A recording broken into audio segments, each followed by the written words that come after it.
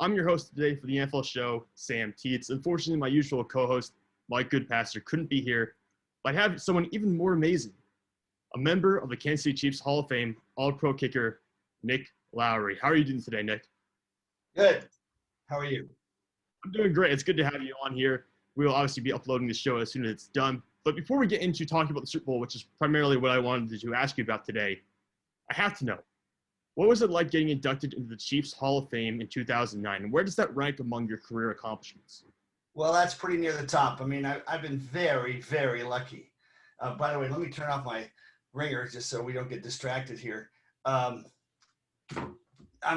just been so lucky. I mean, how many people would you say have been next door neighbors, first starting when I was 6, to move in next door to newly appointed Supreme Court Justice Byron Whizzer White. And if you check out New York Times, Ira Berkow, an article, and you just Google New York Times, Ira Berkow, Nick Lowery, Justice Whizzer White, it'll come up. And our relationship, which was a different kind of relationship because he was, such an extraordinary human being, led the NFL in rushing 2 times in the 3 years he played for 2 different teams, the Pittsburgh Steelers and the Detroit Lions, and then to be next door neighbors with a guy named Muhammad Ali until he died a few years ago. I mean, that's just ridiculous. And then to have a wonderful father and mother. And so those are the most important things. But, 10 Outstanding Young Americans Award in 1991 from USJCs, which apparently doesn't exist anymore, but gave that award to Elvis Presley and JFK and Robert Kennedy and, some extraordinary human beings. To win that was pretty wonderful. And then to win the Justice Byron Whizzer White Award is huge. But I would say being in the Chiefs Hall of Fame is a huge thing. To be on the wall next to Marty Schottenheimer, who was just put in hospice, according to his family, yesterday, the greatest coach I ever had. And I was lucky. I had Marv Levy as a coach breaking in with the Chiefs, who became a Hall of Fame coach with Buffalo, but certainly was a great coach as well. But to make it in the Hall of Fame for the Chiefs is huge. To have my family there on the field, all of them wearing my jersey, I made sure of that. Standing next to me, my twin sister, my older twin brothers, all wearing that jersey, and their children.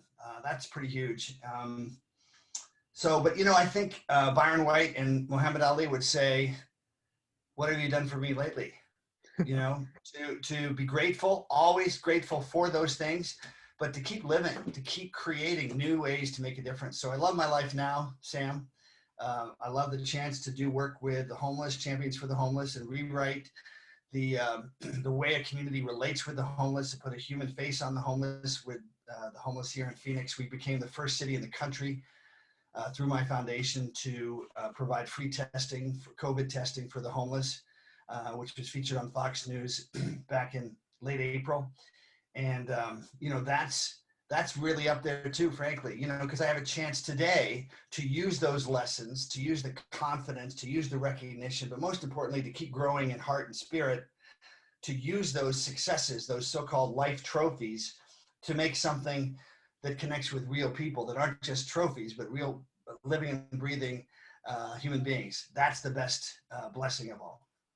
Yeah, and we thank you, obviously, for everything you've done for people during this trying time. I looked you up and I saw what you've done for homeless people. I mean, you're a great guy. We really, the country appreciates everything you've done. Doesn't mean I'm a great guy, but it does mean that I love doing what I'm doing in my life, and I appreciate it. And, that's the other battle is, getting caught up with your clippings and not being a good person in real life. So, but thank you for saying that. I hope I am. I hope I'm continuing to grow in empathy and kindness.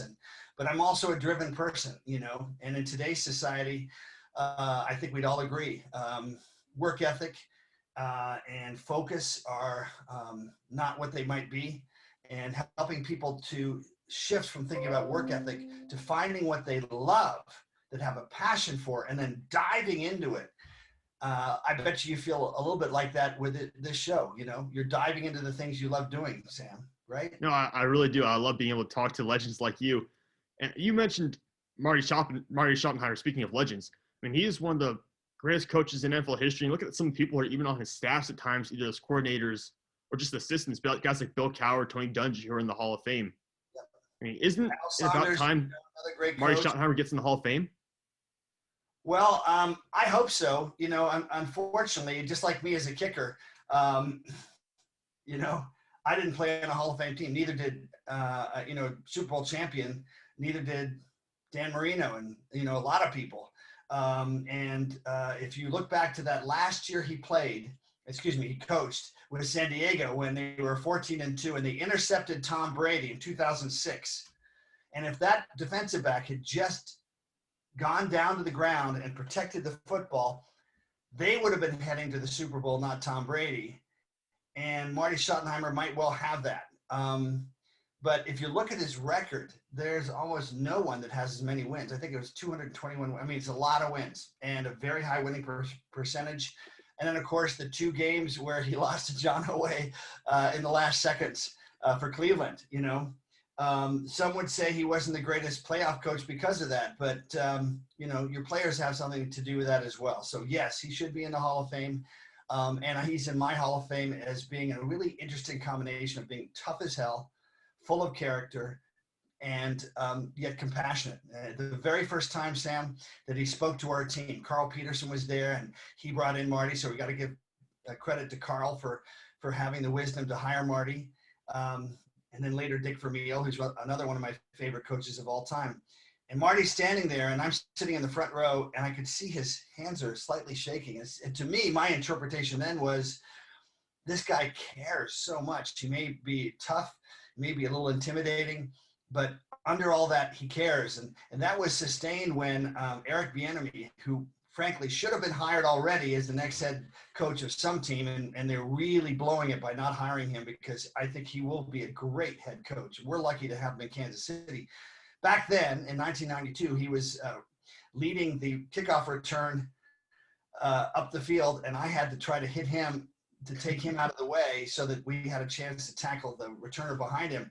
And he must have launched me 5 yards in the air as we came sidelines, and I landed on my side and cracked a rib. I found out later, and Marty ran over, and all the air went out of my lungs. And Marty was right there, and I was like, he does care. So here's to Marty Schottenheimer. Here's to his family, Pat and Brian, who's just hired by the new head coach for Jacksonville. And Kurt Schottenheimer, who is my special teams coach and became an excellent defensive coordinator afterwards in the league with Detroit and I think San Francisco. That whole family, but particularly to Marty. I'll never forget, Sam, you're making me well up all these different memories. 1992, after the season, I'm thinking, oh gosh, I'm not going to make it in the Pro Bowl again, even though I had a great year. I was 22 for 24, but we didn't have a great offense that year. And that's the year we fired our offensive coordinator and replaced him with Brian Hackett and a guy named Joe Montana. But at the end of that previous year, I'm out on the practice field thinking there's no way I made the Pro Bowl.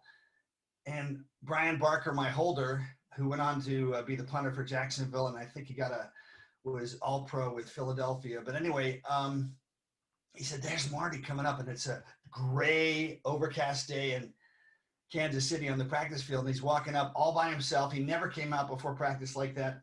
And I'm thinking, what did I do wrong? Oh, no. And Marty gave me just a little bit of a shy, wry grin, and said, congratulations, you made the Pro Bowl.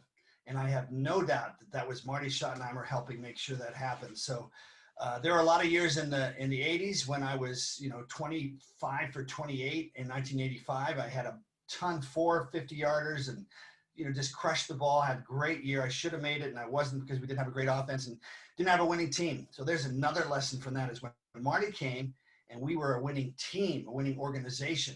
And Carl Peterson came and hired Tim Connolly. We filled up Arrowhead Stadium, and we started beating teams regularly. Suddenly, I started getting elected to the Pro Bowl. So I owe Marty a great deal. Yeah, let's talk about another legendary head coach for Kansas City, Andy Reid. I mean, since Andy Reid has showed up here at Kansas City, the Chiefs haven't had a losing record, and they've made the playoffs 7 in the past 8 years and obviously won the last Super Bowl. What has the big fella meant to this city and the organization? The big fella. I think he is a great a perfect compliment because the Lamar Hunt and Clark Hunt legacy is a family-oriented ownership that allows the coaches and the general manager, for the most part, to just do their thing. That's really hard for a big ego owner who has lots of money, and they get their egos out of the way to help the team win. And Andy is that kind of guy. You know, you have to have an ego to play and be at that level, but he's humble and he cares, and he is a big papa bear to his players. And as Dick Vermeil said to me on a show, I interviewed him actually a week ago, and we played it yesterday. You know, you've got to be able to look at the individual characteristics of each player and be able to figure out what is the button that helps them recognize and raise their capacity to another level. And Andy's that way. And that's why he's been able to allow Patrick Mahomes some freedom. That's why he had the discipline to let Patrick, thank God, apprentice for 15 games with his first year in the league. So when he came in, he had a certain level of grasp that most quarterbacks these days that are number one picks never get, and they're thrown to the lion's den too quickly. But Andy Reid, along with Brett Veach, the general manager, they've surrounded Andy with ridiculous talent. Tyreek Hill is the fastest. I don't care what they say. Anybody that watches, he's the fastest, functionally the fastest receiver in the history of the game. He's also built. He trains hard. He's let his pass go and really become a leader on this team. Tyrann Mathieu let his pass go, and now look at him being a fantastic defensive leader and all-pro again. And, of course, Travis Kelce. So this is a rare combination, but it starts with Andy Reid setting the tone where the players care enough to care about each other and to love doing the work. So when Travis Kelce, Sam, at the end of the season said, you know, it's hard when you make the Super Bowl and every game the following season is just not the same if it's not the playoffs. And yet they still won. Yeah. They set an NFL record with 7 regular season and made it an 8th into the consecutive game going into the playoffs where they won by less than a score, but won. They found a way to win. And I think that's what's going to happen in this game is they just know this is a different level. They're practicing all week. I think tomorrow they leave for Tampa with all the COVID stuff. I think that's the smart thing to do, to stay away from the distractions and the risks, because they can control their so-called antiseptic environment more with what they know in Kansas City. So my prediction is, you probably will get to that in a bit, but I think they're going to win 37-28. I think there's going to be a lot of offense.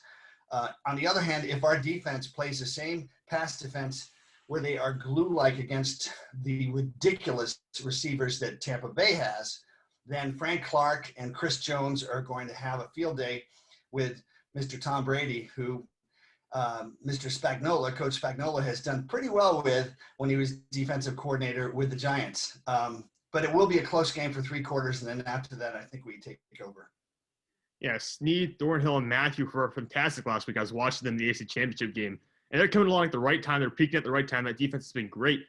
But what do you think will be the biggest difference maker for Kansas City in this matchup against Tampa Bay? Because obviously, Kansas City faced a great defense in the Super Bowl last year in the 49ers, but Tom Brady wasn't on that sideline. So what is the key here, the biggest factor for the Chiefs repeating as Super Bowl champions? Well, you can expect in the fourth quarter that a Tom Brady will probably make less mistakes, but look what he did last fourth quarter, 2 weeks ago against Green Bay. The difference was his presence, I think, still inspired his defense to play lights out defense in that fourth quarter. So those interceptions ended up not meaning anything. That's why it will be close. But I think the biggest factor, well, on the negative side for us will be Eric Fisher and left tackle protection for Patrick. He's gotten into the habit of having to run on every play because our offensive line protection has not been that good, and missing, I believe it's Schwartz on the other side. So that's a challenge. On the other hand, Patrick Mahomes can do what no other quarterback, absolutely not Tom Brady, can do, which is to evade that rush and roll out and throw completely off balance and yet on target. If our offensive line can give him protection of any kind of consistency, and we don't turn the ball over, they can't beat us. No, I agree. After watching what Patrick Mahomes has done the first couple of years of his career, it's been phenomenal. And like you said, you played with a guy named Joe Montana at one point in time for, I believe, a season. Have you ever seen a quarterback like Patrick Mahomes, or is he just one of a kind? Well, if Joe Montana was playing today, remember Joe was 4-0. Tom is 6-3. So Joe did pretty well in those 4 chances he had. And that's why, as Tom said last week, it's kind of like which kind of wine or which kind of food you like. Is it hamburgers? Is it fish? Is it, you know, um, but this guy, I don't know if anybody's ever seen anybody as talented as Patrick Mahomes, for the reason that not only does he have a phenomenal arm, not only does he have the capacity to throw from all angles and to evade, but most importantly, in the end, this is a game of emotion and people and leadership on the field. And his players love him, and he's humble. Tom Brady's that way too, so that they are willing to sacrifice for him. So that completes the circle. You can have a lot of quarterbacks that have great abilities, but they have to lead. Sam, I haven't told this story, I think probably too many times. I was able to get Joe Namath. I played my last 3 years with the Jets and was lucky enough to get to know Joe a little bit and get him to fly into Phoenix. And we had a couple TV stations there interview him.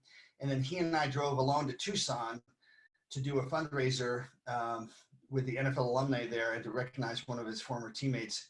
And Joe is just the most humble. This is Joe Namath, most humble, sweet, kind, thoughtful person.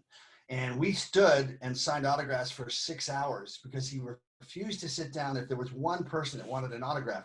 That's the leadership I'm talking about, whether it's Tom Brady, whether it's Patrick Mahomes or Joe Namath or Joe Montana. The players love them enough to sacrifice because the game is one physical game and it's an emotional game. And that player gives them confidence, and then they sacrifice. They risk themselves for the good of the team. That's why we love football. That's why football is 3 to 4 times more popular than any other sport in America. All right, and I'll ask you one final question here before I let you go. We've seen a lot of great game-winning field goals over the years. And, of course, fans would love this one to be close. I'm sure you would just appreciate it. The Chiefs go out there and just win. Don't make you sweat it out at the very end. But what is it about kickers that make them wired for those kind of big stage moments that can change history? Wow, everybody's different. I think Harrison Butker, despite missing 7 extra points, he's made virtually every single big kick this year. He made a 45-yarder 2 weeks ago that was important. So I see a slight edge with the Chiefs' Harrison Butker. Ironically, Ryan Suckup, which is the worst name a kicker could ever have, by the way, but he's actually just a delight of a human being, who was a former Chiefs kicker, now the kicker for Tampa Bay. He's missed a couple, and I think that may be an edge for us, maybe one field goal that we make that he might not. But it's confidence. It's confidence knowing you've done well in the past. And then it's a team that maybe helps set you up to be successful too. I think when you have a great offense, I wish I'd had this offense when I played. I would have had some 40 field goal seasons, and there's, just like anything, if you get a chance to kick 5 field goals in a game versus 1, you get in the groove more and you're more confident more because you have all that time. It's only 1.25 seconds from the ball. The ball is snapped, caught, put down, and kicked. You're actually not seeing the ball not spin for maybe 1/10 of a second, maybe 2. That's it, 2/10 of a second. So having a team and that puts you in a position to get lots of attempts is important. It helps. And then it's just the toughness of that kicker, the mental toughness. I'll give you an example. If they call timeout, that little weenie timeout the coaches call with 1 second left, I'm like, really? Seriously? I coach kickers to not stand in the field and think about it, but to run to the sidelines, kick into the net, stick with their routine. That's what Tiger Woods would say, stick with your routine. And then run back out maybe 5 seconds earlier than you normally would, so you still have a few more seconds than you would, and nail that thing. You're taking control of it. That's what a good kicker does. So timeouts are one litmus test to say that kicker's in control, and actually it gives them more time to be ready. It actually helps them. It helps great kickers. It hurts not so good kickers. All right, Nick, I appreciate you coming on the show today. Quick reminder, the Grueling Truth will be back live tomorrow at 1 o'clock. We'll pick our Super Bowl back with Mikey and some guests as well. But Nick Lowery, go ahead. I'd love for anybody that's interested in the work we do. You can Google my name, Nick Lowery, and Champions for the Homeless, and there's some great stories there. Or go to Nick Lowery, NickLowery.org. And one of my purposes, as we started this show with, is to help people find their own purpose. So it makes a difference, makes your life really mean something, whether you're 70 or 7. So go to NickLowery.org, and hopefully that'll inspire you to find something that completes your life, no matter how successful you already are. I encourage all listeners to go check those sites out. And again, anything you can do helps the society right now. So Nick Lowery, thank you for everything you've done. Thank you for coming on the show today. I appreciate it quite a bit. See you, Nick. Have a good day. Bye-bye. Go Chiefs.